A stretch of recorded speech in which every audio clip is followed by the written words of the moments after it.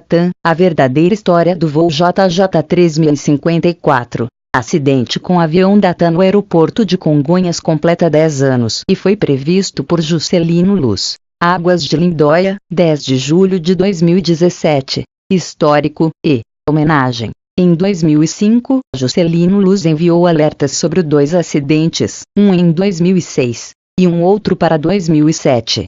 Inclusive, diz em entrevista em 2006, ao programa de Ana Maria Braga, que iríamos ter um outro acidente no mesmo ano. Protocola no jornal Folha de São Paulo, documento sobre o próximo acidente aéreo, acompanhado de testemunha. Ainda naquele mesmo ano avisa via carta registra com ar 2 empresas que fiscalizam o setor aéreo, no sentido de tentar evitar esse acidente. No dia 20 de dezembro de 2006, enviou uma carta para o programa do Fantástico, Rede Globo de televisão, onde falava desse acidente da TAM e da possível morte do pai da música soul, James Brown, que influenciou muitas outras bandas de futuras gerações.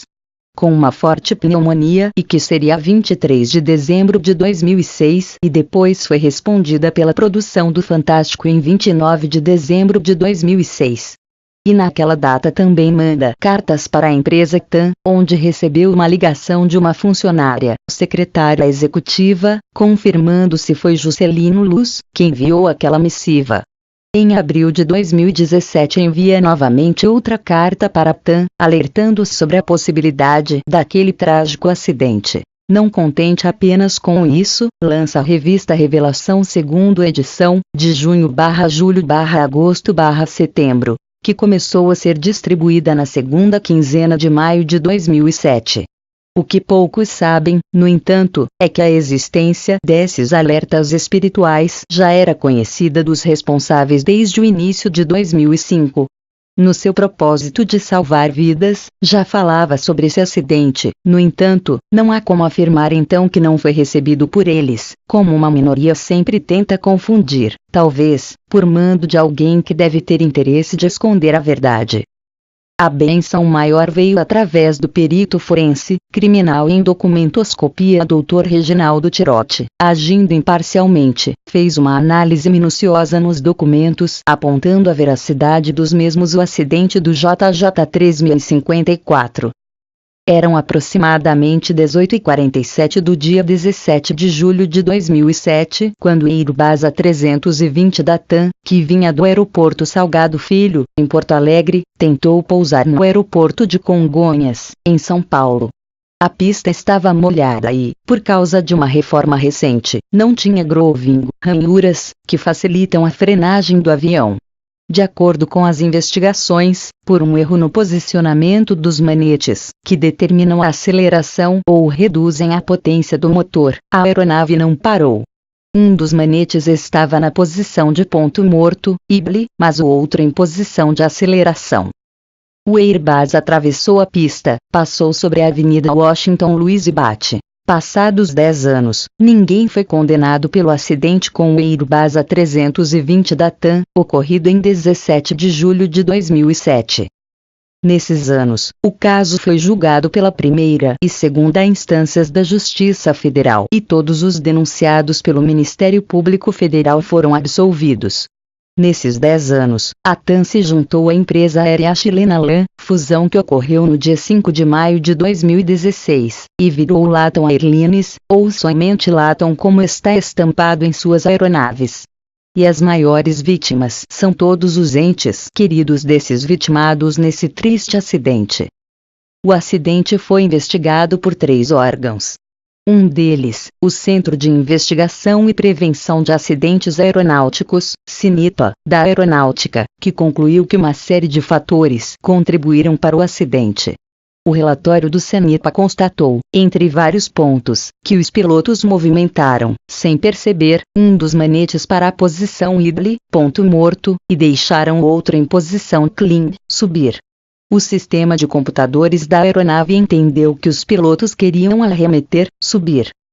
O documento também relata que não havia um aviso sonoro para advertir os pilotos sobre a falha no posicionamento dos manetes e que o treinamento dos pilotos era falho. A formação teórica dos pilotos, pelo que se apurou na época, usava apenas cursos interativos em computador.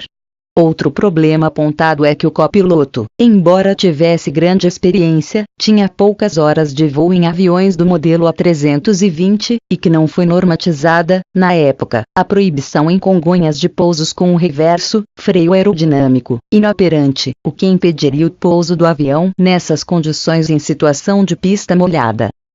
A Latam Airlines negou que houvesse falhas no treinamento dos pilotos.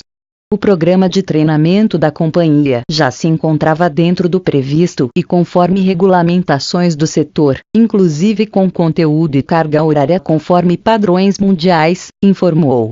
Segundo a Latam, tanto o treinamento quanto os procedimentos dos pilotos são feitos conforme padrões mundiais de segurança e norteados pelos manuais do fabricante e aprovados pelas autoridades do país de origem e órgãos reguladores. O CENIPA, no entanto, não é um órgão de punição, mas de prevenção. Ele não aponta culpados, mas as causas do acidente.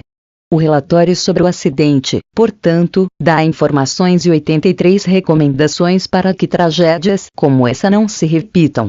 O relatório feito pela Aeronáutica contribuiu para outras 2 investigações, feitas pela Polícia Civil e pela Polícia Federal, que levaram, no entanto, a conclusões bem diferentes sobre os culpados.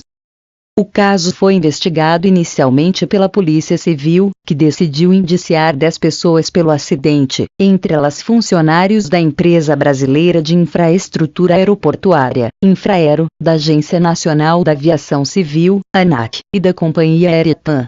Após o indiciamento policial, o processo foi levado ao promotor Mário Luiz Sarrubo, do Ministério Público Estadual, que incluiu mais um nome e denunciou 11 pessoas pelo acidente. O acidente poderia e deveria ter sido evitado. A aeronave, com o reverso inoperante, não poderia pousar naquela pista naquela circunstância, disse o promotor. O processo em âmbito estadual agradou as famílias das vítimas. O processo, como foi feito pelo Dr. Sarrubo, achei que foi muito bem feito. Apontou o gente da ANAC, Infraero e TAM. Se não me engano, ele fez uma menção contra a Airbus por não colocar como mandatório aquele dispositivo de segurança ou aviso sonoro sobre o posicionamento dos manetes. Justiça Federal. Assine nossos canais sociais para saber e ter acesso a informações importantes. Esse vídeo continua na segunda parte. Mário Ronco Filho, jornalista.